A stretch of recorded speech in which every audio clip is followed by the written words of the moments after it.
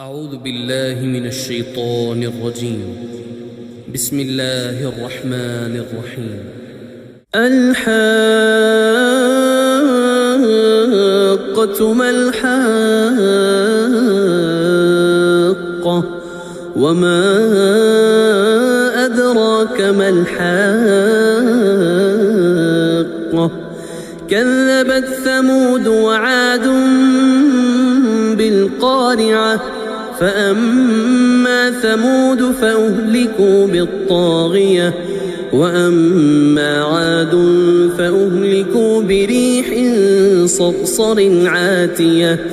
سخرها عليهم 7 ليال و8 أيام حسوما فترى القوم فيها صرعا كأنهم أعجاز نخل خاوية فهل ترى لهم من باقية وجاء فرعون ومن قبله والمؤتفكات بالخاطئة فعصوا رسول ربهم فأخذهم أخذة رابية إنا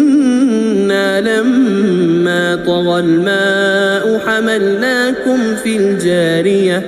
لنجعلها لكم تذكرة وتعيها أذن واعية فإذا نفخ في الصور نفخة واحدة وحملت الأرض والجبال فدكتا دكة واحدة فيومئذ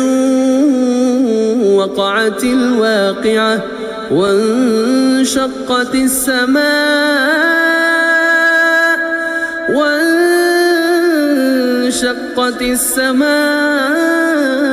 فهي يومئذ واهية والملك على أرجائها ويحمل عرش ربك فوقهم يومئذ 8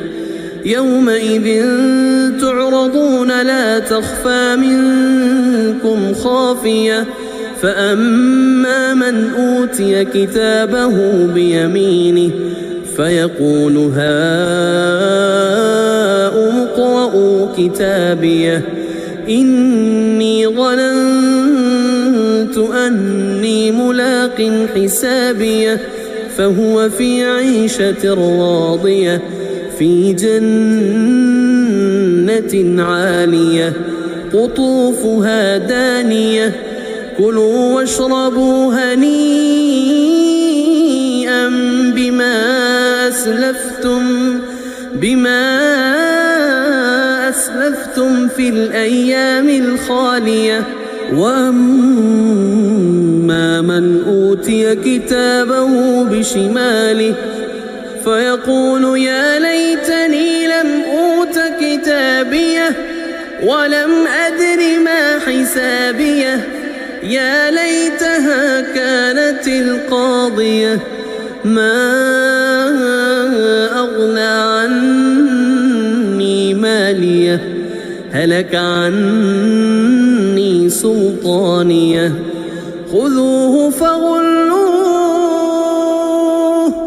ثم الجحيم صلوه ثم في سلسلة ذرعها 70 ذراعا فاسلكوه إنه كان لا يؤمن بالله العظيم ولا يحض على طعام المسكين فليس له اليوم هاهنا حميم ولا طعام إلا من غسلين لا يأكله إلا الخاطئون فلا أقسم بما تبصرون